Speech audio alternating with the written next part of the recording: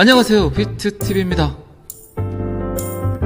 코인베이스는 SEC가 미국에서 수백만 명의 일자리를 희생시키고 그 기회를 모두 해외로 밀고 있다고 이야기를 했습니다. 자, 여기서부터는 구독자분들에게만 노출이 되는 영상입니다. 구독, 좋아요 좀 눌러주시고요.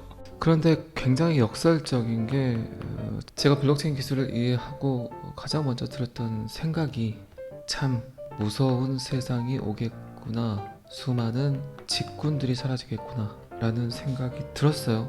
자, 그렇다면 어쨌든 블록체인 기술을 활용하면서 분명한 건 일자리가 늘어날 수도 있지만 반대로 수많은 직군이 사라질 수 있다. 그거는 뭐 P2P, Peer-to-Peer, 중재자가 사라지는 경제. 지금까지는 모든 경제 시스템이 중재자 경제였죠. 뭐 중재자 경제라고 하면 여러분들 들으시기에 되게 어려울 수도 있지만 여러분들이 지금 소비하고 있는 모든 형태들이 갈수록 중재자들을 소멸시키고 있죠. 도소매 라인을 거치지 않고 물건을 직접 만드는 회사와 다이렉트 거래를 하고 있죠. 꽤 오래전부터 시작된 해외 직구. 참 그때는 해외 직구를 무서워서 못했죠. 내가 돈을 보냈는데 받지 않았다고 할까봐. 그렇죠. 그리고 판매자 또한 리스크가 있었죠. 소비자들이 물건을 받았는데 받지 않았다고 할 수도 있으니까. 이 내용, 방금 전에 했던 내용들이 어디 나왔을까요? 비트코인 백서에 나와 있습니다. 참 유치하다고 느낄 수도 있지만 2009년에는 충분히 그럴 수 있다고 생각을 했겠죠.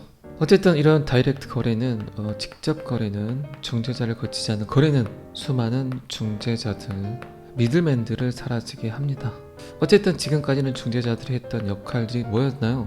땅을 사고 싶은데, 차를 사고 싶은데 나는 땅을 잘 몰라, 차를 잘 몰라. 그래서 부동산 중개인의 신뢰를 요구했고, 그리고 자동차 딜러를 필요로 했지만, 그리고 보험도 마찬가지죠. 그리고 그 외 뭐 나이키에서 만드는 신발을 매장에 가서 직접 보고 신어보고 구매를 했던 이 수많은 중재자들이 사라지게 된다. 지금 점점 여러분들 피부로 느끼시죠? 어쨌든 사토시 나카모토는 2009년 비트코인 화이트 페이퍼에 방금 제가 했던 내용들을 고스란히 써놨습니다. 그리고 돈을 보냈는데 받지 않았다고 할 수 있다. 물건을 보냈는데 물건을 받지 않았다고 할 수 있기 때문에 서로가 과할 정도로 무분별하게 그들의 개인 정보를 요구한다. 딱 지금이죠. 여러분들은 지금 플랫폼 마켓에서 굉장히 손쉽게 온라인 구매를 하고 있지만 여러분들의 개인 정보가 계속 새어나가고 있죠. 이쯤 들으시면 자넷 앨런이 계속 주장하고 있던 ISO 2002 채택이 생각이 나시죠? 그리고 코비드 19으로 인해서 늘어났던 온라인 유통, 데이터를 담는 그릇이 요만했는데 사람들의 온라인 소비가 늘어났기 때문에 요만큼만 물을 담았으면 됐는데 이제 넘쳐나죠. 뭐 가까운 곳에서 여러분들이 보더라도 단 한 번도 시골에 계시는 부모님께서 모든 물건들을 직접 시장에 가서 구매를 했다면 봐보세요. 여러분들 부모님들조차 이제는 쿠팡 11번가를 이용을 하죠. 계란을, 야채를 배달 받아 볼 거라는 상상을 불과 5년 전에 하셨습니까? 어쨌든 시대는 그렇게 변해가고 있습니다. 너무나 급변하고 있죠. 시대가 예전에 살았던 모습들을 상상하게 되면 지금은 1년이 거의 5년, 6년이 지난 느낌, 그런 느낌을 계속해서 코비드 19이 창궐한 이후 그런 생각들이 더 들더라고요. 뭐 여러분들도 저랑 비슷한 생각을 하고 계실 거라 생각을 합니다. 자, 그래서 사토시 나카모토는 온라인, 인터넷이란 공간은 가장 문제점이 큰 게 보안에 취약하다, 위험하다, 언제 털릴지 모른다. 디지털은 굉장히 위험한 게 한 번 털리면 그냥 심각한 게 아니라 꽤 심각하죠. 여러분들의 개인정보 모두가 털릴 수밖에 없겠죠. 아날로그 시대에서 길을 가다가 지갑을 잃어버리면 그 지갑 안에 있던 현금만 털리면 되는데 디지털은 굉장히 무섭죠. 요새 제가 자꾸 이야기 드리는 것 중에 하나가 몇 년 동안 우리가 디지털을 사용을 하면서 어플리케이션을 깔아서 사용을 하면서 가장 편했던 게 뭡니까? 유통과 뱅킹 그리고 미디어죠. 근데 몇 년 정도 편했는데 이 세 곳 미디어, 유통, 뱅킹 요 세 통로를 통해서 디지털의 역습이 시작될 거라는 이야기를 제가 여러 번 드렸죠. 그리고 그 시작점에 있는 것 같습니다. 그리고 제가 뭐 2번 정도 이야기 드렸지만 잘못 전송된 데이터에 의해서 전쟁이 일어난다면 그게 곧 3차 세계대전이 아닐까. 그만큼 지금 시대에 디지털 안에서의 신뢰가 굉장히 중요해지고 있습니다. 자, 어쨌든 코인베이스는 미국을 향해서 수많은 직업군이 미국을 피해서 미국이 아닌 타국으로 나가고 있다. 인력들이 빠져나가고 있다. 빨리 SEC는 정확한 규제의 명확성을 띄어서 그들의 이탈을 막아야 된다. 차세대 성장 동력, 그것도 미국 분명히 블록체인, 탈중앙화 금융, 그리고 탈중앙화 네트워크 참 중요한데 어쨌든 그 이면에는 수많은 직군들이 사라질 겁니다. 그리고 이런 형태들은 제가 보기에는 그래요. 충분히 SEC나 미 정부는 코인베이스를 통해서 뭔가 브로드캐스팅을 하고 있어요. 이제는 미국이란 국가에서 암호화폐, 크립토커런시 그리고 블록체인 기술을 받아들일 수밖에 없는 타당성을 꽤 공신력 있는 기관을 통해서 그들이 수많은 대중들에게 타당성을 얻으려는 액션이 아닌가 이런 생각이 살짝 듭니다. 어쨌든 SEC는 최근 바이낸스, 코인베이스 저격을 했고 그리고 이 부분에 대해서도 제가 이야기 드렸지만 바이낸스에 등록되는 바이낸스에 거래되는 모든 데이터를 결국 미 정부에 노출을 하겠다. 중국으로 그 데이터를 빼내지 않겠다. 바이낸스 CEO 장펑자오는 미 정부의 무릎을 꿇었다. 그건 코인베이스도 마찬가지다.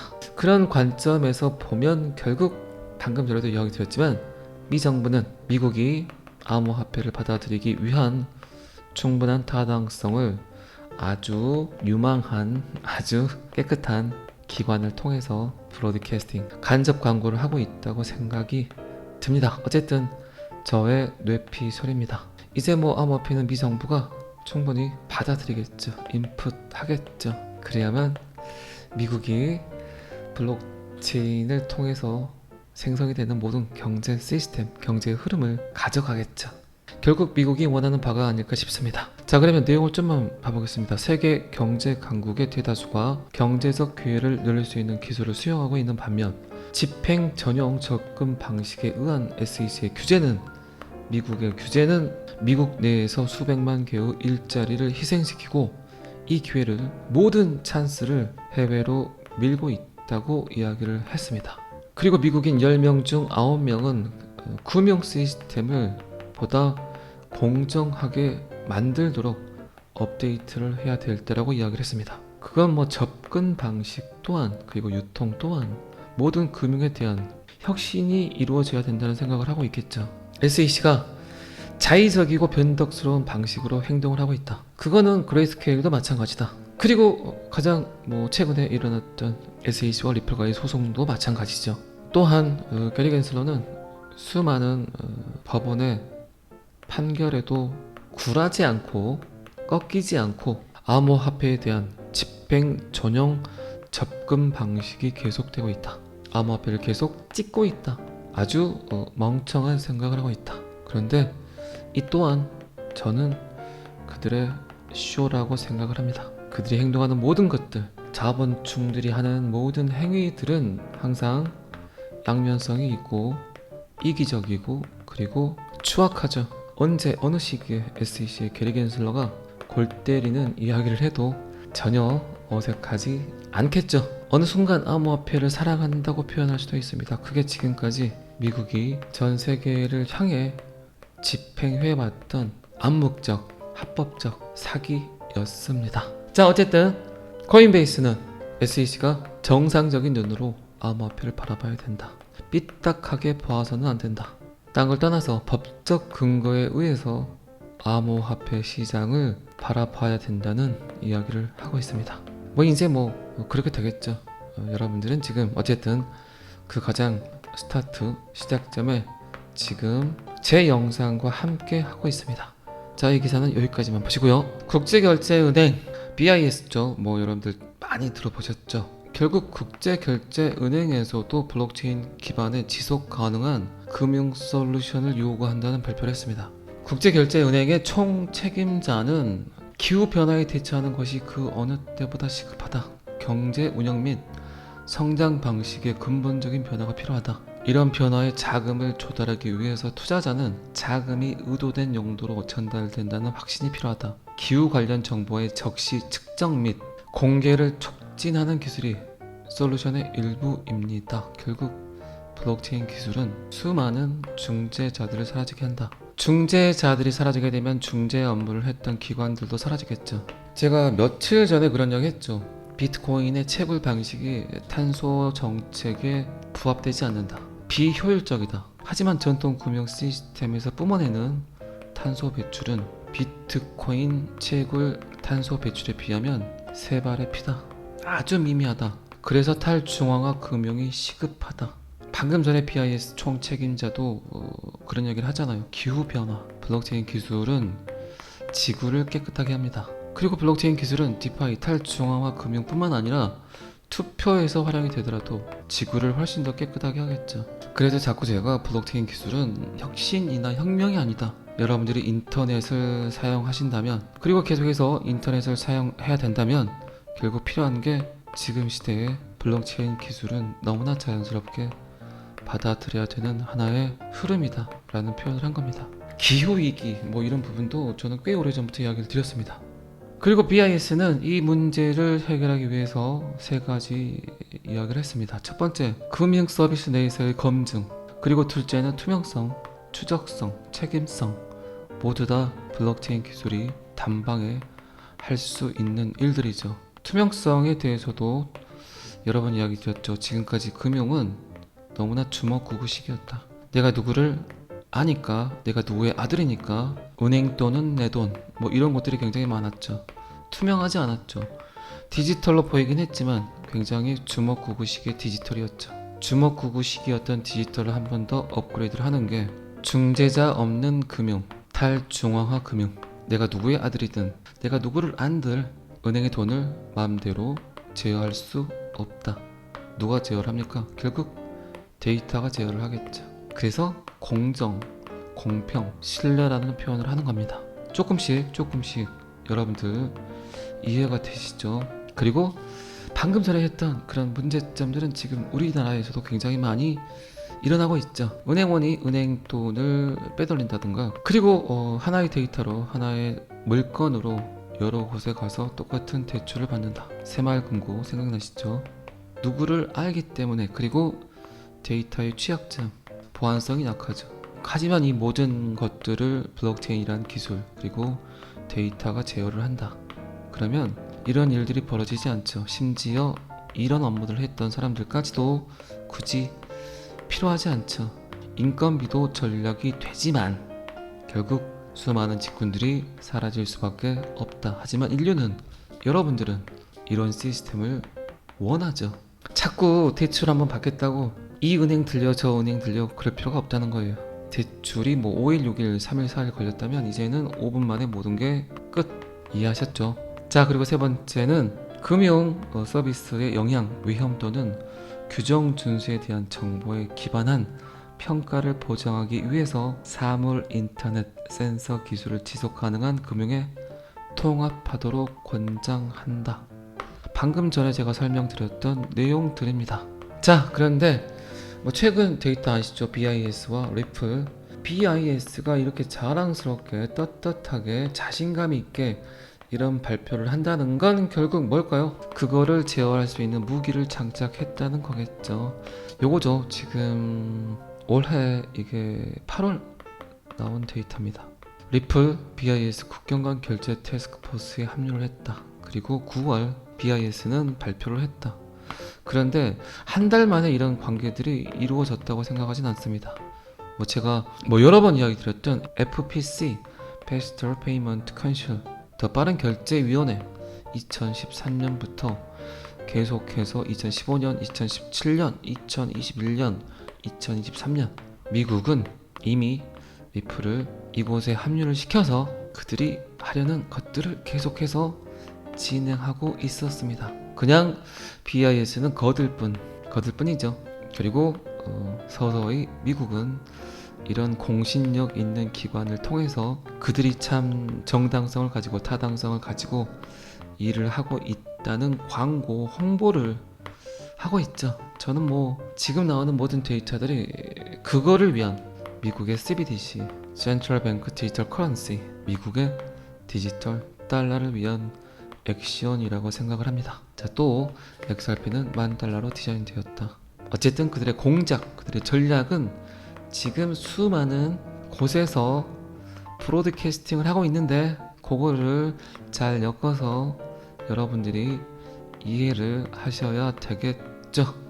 자, 어쨌든 이 데이터도 여기까지만 보시고요. 그리고 이제 방금 전에 설명드렸던 내용과 거의 맥락이 흐름이 비슷하죠.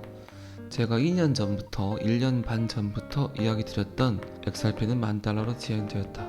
결국 미국의 디지털 달러가 될 것이다. CBDC가 될 것이다. 세계준비통화, 세계기축통화가 될 것이다란 저의 생각, 저의 뇌피셜들이 이제 2년 후에 이렇게 예쁘게 전문가 집단이라고 하면서 데이터화돼서 나오고 있습니다. 저는 전문가가 아닙니다. 그냥 여러분들과 똑같은 투자자일 뿐입니다. 단지 블록체인 기술을 이해했고 비트코인 화이트페이퍼를 이해했을 뿐입니다. 그러다 보니까 XRP가 보였고 XRP가 계속 일을 열심히 해주었고 스마트 컨트랙트를 장착했고 NFT도 장착했고 디파이도 가능했기 때문에 자꾸 여러분들께 XRP 하는 겁니다. 어쨌든 전문가인지는 모르겠지만 제 영상을 보고 이런 이야기를 하는지는 모르겠지만 전문가들은 XRP가 CBDC 결제에서 역할을 언급하며 무려 208만% 상승해서 $10,000까지 상승할 수 있다고 주장을 했습니다. 분명 이분 제 영상을 본 것 같습니다. 구독, 좋아요, 알람은 눌렀는지 안 눌렀는지 제가 확인할 수가 없습니다. 그러면 내용을 좀만 살짝 봐보도록 하겠습니다. 어디까지 제 생각을 베꼈는지 따라했는지 따라쟁이도 아니고 왜 제가 2년 전에 했던 이런 내용들을 지금에 와서 써놨는지. 자, 내용 봐볼까요? 익명의 XRP 커뮤니티 인플루언서는 자산의 공급과 CBDC 결제에서 잠재적인 역할을 고려할 때 XRP가 $10,000로 세팅되었다는 결론을 믿고 있다. XRP가 CBDC 거래를 결제하도록 설계되었으며 가격에 논리적으로 $10,000 이상에 도달할 수 있다. 제가 했던 말 그대로 하고 있습니다. 어쨌든 CBDC는 기존 결제 시스템보다 더 빠르고 안전하고 안정적이라고 주장을 한다. 그러나 CBDC는 서로 또는 기존 인프라와 상호 운영되지 않을 수 있으므로 CBDC를 활용하는 것이 매우 어려울 수 있다. 이 부분에 대해서도 제가 여러 번 이야기 드렸죠. 결국 CBDC, 미국의 디지털 달러는 암호화폐에서 출현하게 될 것이다. 그러면 여러분들이 아는 암호화폐 중에 이 일을 할 수 있는, 이 일을 처리할 수 있는 놈이 과연 누구인가? 잘 아시죠? 제가 굳이 X땡땡이라고 말하지 않아도 아실 거라 생각을 합니다. 그리고 중국의 디지털 위안화가 내년 정식 오픈한다. 미국이 중국보다 더 늦게 발표하지는 않을 거다. 그렇다면 지금 CBDC가 암호화폐에서 출현을 하고 그리고 그놈이 XRP라면 XRP가 하고 있는 ODR 거래, 수요 유동성, 요거는 미국 디지털 달러의 시험 테스트가 아닌가. 이런 이야기 굉장히 제가 여러 번 했죠. 어쨌든 지금 또 합니다. 지금까지 거의 1년 동안 했지만 오늘 9월 15일 금요일 했지만 올 한 해 어떤 일이 벌어지는지 여러분들이 체킹을 한번 해보세요. 미국이 내일 당장 디지털 달러를 만들었다고 광고를 하더라도 시험 테스트는 충분히 3년에서 5년 정도 걸려야 그게 상용화가 되겠죠. 근데 지금 XRP가 하고 있는 ODR 거래가 아주 나약한 6만 유튜버 비트TV의 생각에 의하면 XRP가 하고 있는 모든 행위가 미국 디지털 달러를 위한 행위가 아닌가, 그런 야릇한 깜찍한 추측 예상을 하고 있다는 겁니다. 결국 XRP가 미국의 디지털 달러가 된다면 충분히 $10,000로 세팅이 돼야만 전 세계 80억 인구 모두에게 그 돈의 파동이 전달될 수 있겠죠. 어쨌든 비트TV XRP는 $10,000로 디자인되었다. 저의 이런 예측, 지금 뭐 여러 곳에서 제 이야기를 그대로 하고 있는 분들이 또 계시더라고요. 어쨌든 비트TV 저의 생각이 맞는지 틀리는지는 시간이 해결해 주겠죠. 그리고 어쨌든 저는 제가 하고 있는 이런 이야기들에 대해서 여러분들이 설득 당하시는 걸 원하지 않습니다. 그렇기 때문에 굳이 제 이야기를 듣고 사실 필요는 없어요. 어쨌든 선택은, 그 모든 행위의 시작과 끝은 여러분들이 결정하시는 겁니다. 자, 금요일입니다. 오늘 뭐 퇴근 후에 삼겹살에 소주 한 잔 하시고 즐거운 마음으로 주말 맞이하시기 바랍니다. 잘 아시겠지만 저는 항상 여러분들의 성공 투자를 기원합니다. 오늘은 여기까지 하겠습니다. 구독과 좋아요는 항상 저를 너무너무 힘나게 합니다. 감사합니다. 비트TV였습니다. 자, 여기서부터는 한 번 더 반복 재생입니다. 안녕하세요, 비트TV입니다. 코인베이스는 SEC가 미국에서 수백만 명의 일자리를 희생시키고 그 기회를 모두 해외로 밀고 있다고 이야기를 했습니다. 자, 여기서부터는 구독자분들에게만 노출이 되는 영상입니다. 구독, 좋아요 좀 눌러주시고요.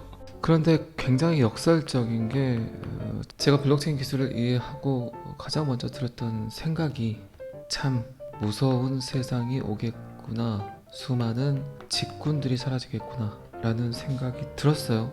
자, 그렇다면 어쨌든 블록체인 기술을 활용하면서 분명한 건 일자리가 늘어날 수도 있지만 반대로 수많은 직군이 사라질 수 있다. 그거는 뭐 P2P, Peer-to-Peer, 중재자가 사라지는 경제. 지금까지는 모든 경제 시스템이 중재자 경제였죠. 뭐 중재자 경제라고 하면 여러분들 들으시기에 되게 어려울 수도 있지만, 여러분들이 지금 소비하고 있는 모든 형태들이 갈수록 중재자들을 소멸시키고 있죠. 도소매 라인을 거치지 않고 물건을 직접 만드는 회사와 다이렉트 거래를 하고 있죠.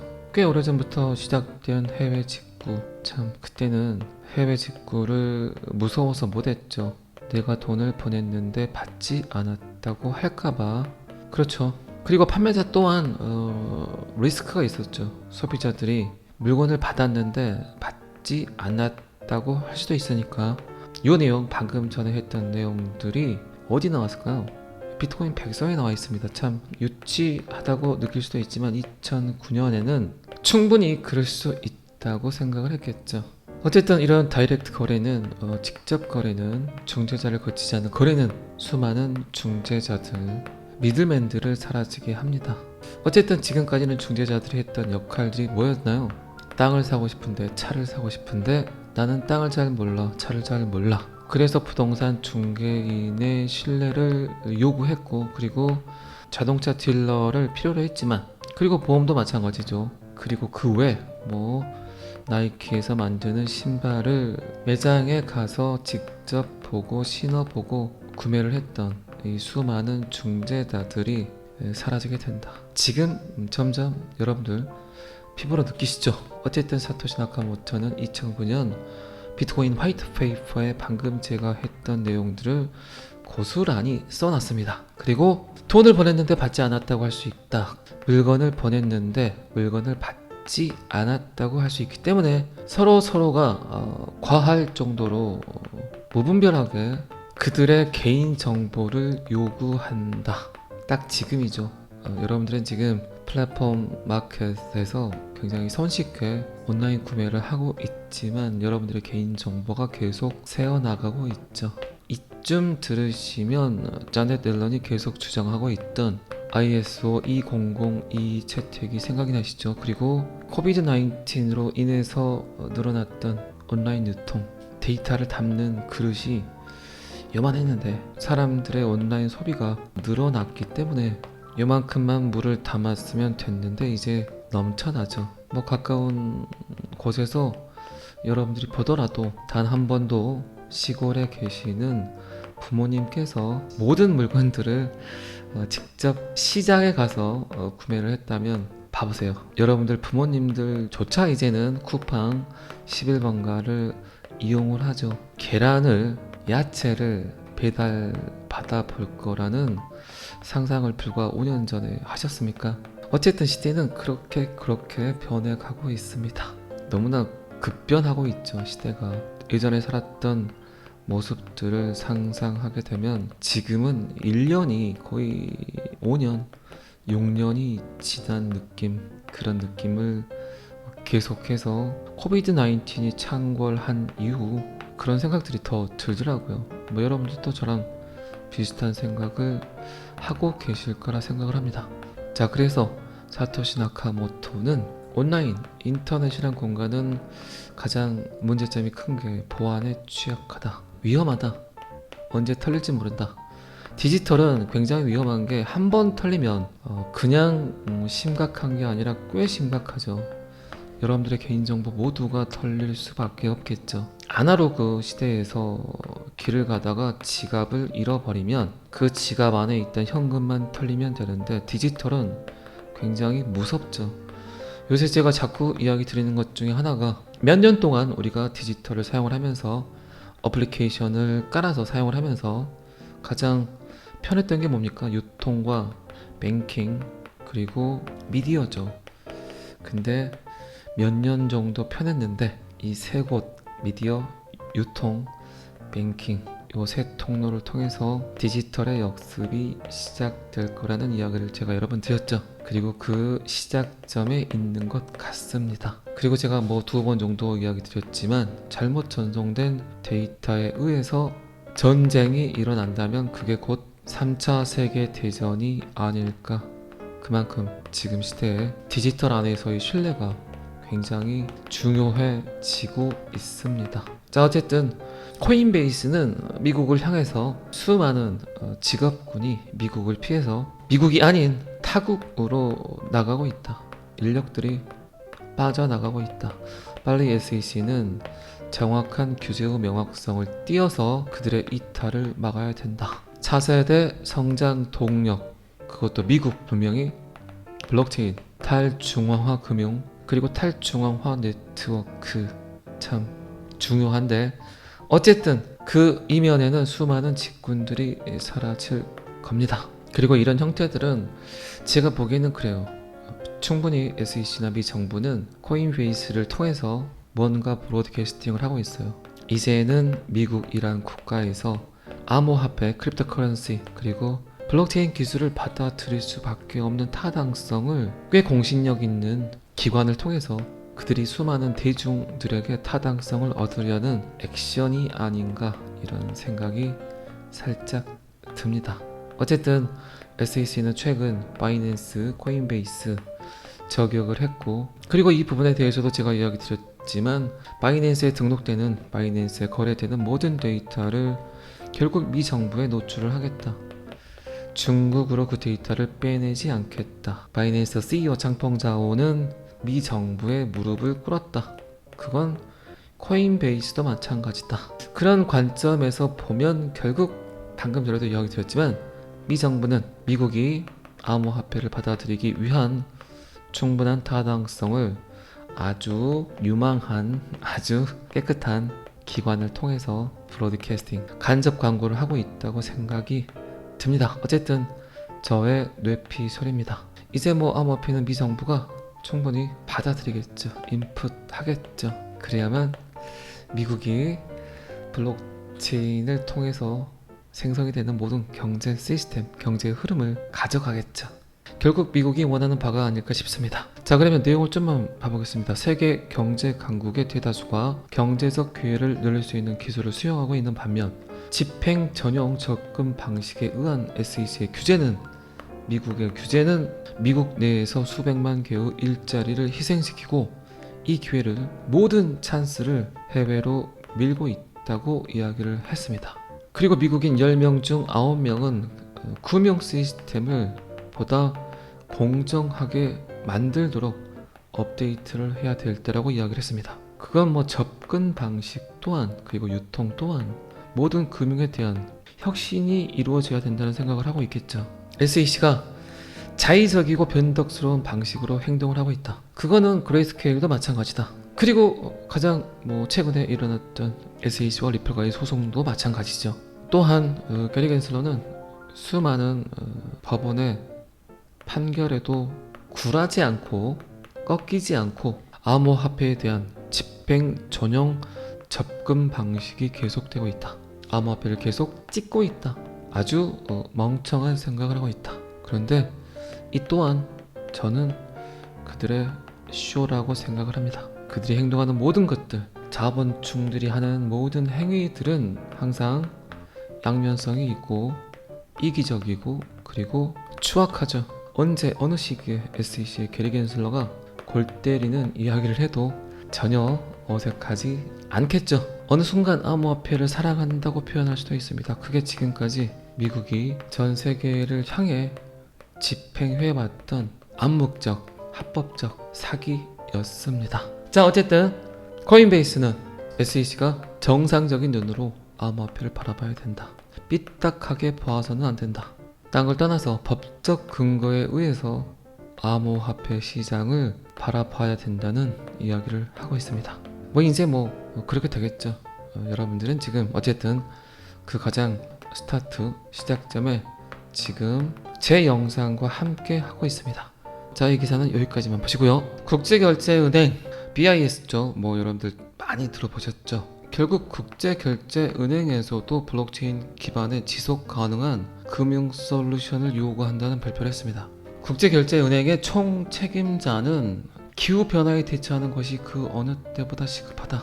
경제 운영 및 성장 방식의 근본적인 변화가 필요하다. 이런 변화에 자금을 조달하기 위해서 투자자는 자금이 의도된 용도로 전달된다는 확신이 필요하다. 기후 관련 정보의 적시 측정 및 공개를 촉진하는 기술이 솔루션의 일부입니다. 결국 블록체인 기술은 수많은 중재자들을 사라지게 한다. 중재자들이 사라지게 되면 중재 업무를 했던 기관들도 사라지겠죠. 제가 며칠 전에 그런 이야기 했죠.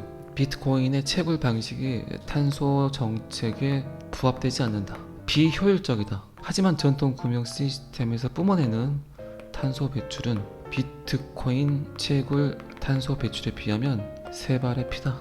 아주 미미하다. 그래서 탈중앙화 금융이 시급하다. 방금 전에 BIS 총 책임자도 그런 얘기를 하잖아요. 기후변화. 블록체인 기술은 지구를 깨끗하게 합니다. 그리고 블록체인 기술은 디파이, 탈중앙화 금융뿐만 아니라 투표에서 활용이 되더라도 지구를 훨씬 더 깨끗하게 하겠죠. 그래서 자꾸 제가 블록체인 기술은 혁신이나 혁명이 아니다. 여러분들이 인터넷을 사용하신다면, 그리고 계속해서 인터넷을 사용해야 된다면 결국 필요한 게 지금 시대의 블록체인 기술은 너무나 자연스럽게 받아들여야 되는 하나의 흐름이다 라는 표현을 한 겁니다. 기후위기 이런 부분도 저는 꽤 오래전부터 이야기를 드렸습니다. 그리고 BIS는 이 문제를 해결하기 위해서 3가지 이야기를 했습니다. 첫 번째, 금융 서비스 내에서의 검증, 그리고 둘째는 투명성, 추적성, 책임성, 모두 다 블록체인 기술이 단방에 할 수 있는 일들이죠. 투명성에 대해서도 여러 번 이야기 드렸죠. 지금까지 금융은 너무나 주먹구구식이었다. 내가 누구를 아니까, 내가 누구의 아들이니까 은행 돈은 내 돈, 이런 것들이 굉장히 많았죠. 투명하지 않았죠. 디지털로 보이긴 했지만 굉장히 주먹구구식의 디지털이었죠. 주먹구구식이었던 디지털을 한 번 더 업그레이드를 하는 게 중재자 없는 금융, 탈중앙화 금융. 내가 누구의 아들이든 내가 누구를 안들 은행의 돈을 마음대로 제어할 수 없다. 누가 제어를 합니까? 결국 데이터가 제어를 하겠죠. 그래서 공정, 공평, 신뢰라는 표현을 하는 겁니다. 조금씩 여러분들 이해가 되시죠? 그리고 방금 전에 했던 그런 문제점들은 지금 우리나라에서도 굉장히 많이 일어나고 있죠. 은행원이 은행 돈을 빼돌린다든가, 그리고 하나의 데이터로, 하나의 물건으로 여러 곳에 가서 똑같은 대출을 받는다. 새마을금고 생각나시죠? 누구를 알기 때문에, 그리고 데이터의 취약점, 보안성이 약하죠. 하지만 이 모든 것들을 블록체인이란 기술, 그리고 데이터가 제어를 한다. 그러면 이런 일들이 벌어지지 않죠. 심지어 이런 업무들을 했던 사람들까지도 굳이 필요하지 않죠. 인건비도 전략이 되지만 결국 수많은 직군들이 사라질 수밖에 없다. 하지만 인류는, 여러분들은 이런 시스템을 원하죠. 자꾸 대출 한번 받겠다고 이 은행 들려 저 은행 들려 그럴 필요가 없다는 거예요. 대출이 뭐 5일, 6일, 3일, 4일 걸렸다면 이제는 5분 만에 모든 게 끝. 이해하셨죠? 자, 그리고 세 번째는 금융 서비스의 영향, 위험 또는 규정 준수에 대한 정보에 기반한 평가를 보장하기 위해서 사물 인터넷 센서 기술을 지속 가능한 금융에 통합하도록 권장한다.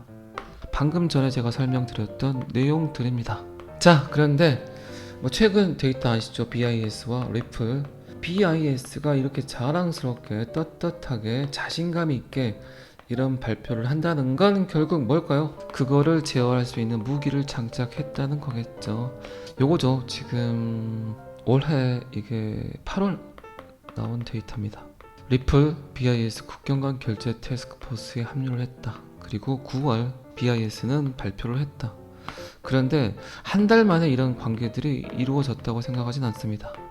제가 여러 번 이야기 드렸던 FPC, Faster Payment Council, 더 빠른 결제위원회 2013년부터 계속해서 2015년, 2017년, 2021년, 2023년 미국은 이미 리플을 이곳에 합류를 시켜서 그들이 하려는 것들을 계속해서 진행하고 있었습니다. 그냥 BIS는 거들뿐이죠. 그리고 서서히 미국은 이런 공신력 있는 기관을 통해서 그들이 참 정당성을 가지고 타당성을 가지고 일을 하고 있다는 광고 홍보를 하고 있죠. 저는 지금 나오는 모든 데이터들이 그거를 위한 미국의 CBDC, Central Bank Digital Currency, 미국의 디지털 달러를 위한 액션이라고 생각을 합니다. 자, 또 XRP는 $10,000로 디자인되었다. 어쨌든 그들의 공작, 그들의 전략은 지금 수많은 곳에서 브로드캐스팅을 하고 있는데 그거를 잘 엮어서 여러분들이 이해를 하셔야 되겠죠. 자, 어쨌든 이 데이터도 여기까지만 보시고요. 그리고 이제 방금 전에 설명드렸던 내용과 거의 맥락이 흐름이 비슷하죠. 제가 2년 전부터 1년 반 전부터 이야기 드렸던 XRP는 $10,000로 디자인되었다. 결국 미국의 디지털 달러가 될 것이다. CBDC가 될 것이다. 세계준비통화, 세계기축통화가 될 것이다란 저의 생각, 저의 뇌피셜들이 이제 2년 후에 이렇게 예쁘게 전문가 집단이라고 하면서 데이터화돼서 나오고 있습니다. 저는 전문가가 아닙니다. 그냥 여러분들과 똑같은 투자자일 뿐입니다. 단지 블록체인 기술을 이해했고 비트코인 화이트페이퍼를 이해했을 뿐입니다. 그러다 보니까 XRP가 보였고 XRP가 계속 일을 열심히 해주었고 스마트 컨트랙트를 장착했고 NFT도 장착했고 디파이도 가능했기 때문에 자꾸 여러분들께 XRP 하는 겁니다. 어쨌든 전문가인지는 모르겠지만 제 영상을 보고 이런 이야기를 하는지는 모르겠지만 전문가들은 XRP가 CBDC 결제에서 역할을 언급하며 무려 208만 % 상승해서 $10,000까지 상승할 수 있다고 주장을 했습니다. 분명 이분 제 영상을 본 것 같습니다. 구독, 좋아요, 알람은 눌렀는지 안 눌렀는지 제가 확인할 수가 없습니다. 그러면 내용을 좀만 살짝 봐보도록 하겠습니다. 어디까지 제 생각을 베꼈는지 따라했는지 따라쟁이도 아니고 왜 제가 2년 전에 했던 이런 내용들을 지금에 와서 써놨는지. 자, 내용 봐볼까요? 익명의 XRP 커뮤니티 인플루언서는 자산의 공급과 CBDC 결제에서 잠재적인 역할을 고려할 때 XRP가 $10,000로 세팅되었다는 결론을 믿고 있다. XRP가 CBDC 거래를 결제하도록 설계되었으며 가격에 논리적으로 $10,000 이상에 도달할 수 있다. 제가 했던 말 그대로 하고 있습니다. 어쨌든 CBDC는 기존 결제 시스템보다 더 빠르고 안전하고 안정적이라고 주장을 한다. 그러나 CBDC는 서로 또는 기존 인프라와 상호 운영되지 않을 수 있으므로 CBDC를 활용하는 것이 매우 어려울 수 있다. 이 부분에 대해서도 제가 여러 번 이야기 드렸죠. 결국 CBDC, 미국의 디지털 달러는 암호화폐에서 출현하게 될 것이다. 그러면 여러분들이 아는 암호화폐 중에 이 일을 할 수 있는 이 일을 처리할 수 있는 놈이 과연 누구인가? 잘 아시죠? 제가 굳이 X땡땡이라고 말하지 않아도 아실 거라 생각을 합니다. 그리고 중국의 디지털 위안화가 내년 정식 오픈한다. 미국이 중국보다 더 늦게 발표하지는 않을 거다. 그렇다면 지금 CBDC가 암호화폐에서 출연을 하고, 그리고 그놈이 XRP라면 XRP가 하고 있는 ODR 거래, 수요 유동성, 요거는 미국 디지털 달러의 시험 테스트가 아닌가, 이런 이야기 굉장히 제가 여러 번 했죠. 어쨌든 지금 또 합니다. 지금까지 거의 1년 동안 했지만, 오늘 9월 15일 금요일 했지만 올 한 해 어떤 일이 벌어지는지 여러분들이 체킹을 한번 해보세요. 미국이 내일 당장 디지털 달러를 만들었다고 광고를 하더라도 시험 테스트는 충분히 3년에서 5년 정도 걸려야 그게 상용화가 되겠죠. 근데 지금 XRP가 하고 있는 ODR 거래가 아주 나약한 6만 유튜버 비트TV의 생각에 의하면 XRP가 하고 있는 모든 행위가 미국 디지털 달러를 위한 행위가 아닌가, 그런 야릇한 깜찍한 추측 예상을 하고 있다는 겁니다. 결국 XRP가 미국의 디지털 달러가 된다면 충분히 $10,000로 세팅이 돼야만 전 세계 80억 인구 모두에게 그 돈의 파동이 전달될 수 있겠죠. 어쨌든 비트TV XRP는 $10,000로 디자인되었다. 저의 이런 예측, 지금 뭐 여러 곳에서 제 이야기를 그대로 하고 있는 분들이 또 계시더라고요. 어쨌든 비트TV 저의 생각이 맞는지 틀리는지는 시간이 해결해 주겠죠. 그리고 어쨌든 저는 제가 하고 있는 이런 이야기들에 대해서 여러분들이 설득 당하시는 걸 원하지 않습니다. 그렇기 때문에 굳이 제 이야기를 듣고 사실 필요는 없어요. 어쨌든 선택은, 그 모든 행위의 시작과 끝은 여러분들이 결정하시는 겁니다. 자, 금요일입니다. 오늘 뭐 퇴근 후에 삼겹살에 소주 한 잔 하시고 즐거운 마음으로 주말 맞이하시기 바랍니다. 잘 아시겠지만 저는 항상 여러분들의 성공 투자를 기원합니다. 오늘은 여기까지 하겠습니다. 구독과 좋아요는 항상 저를 너무너무 힘나게 합니다. 감사합니다. 비트TV였습니다.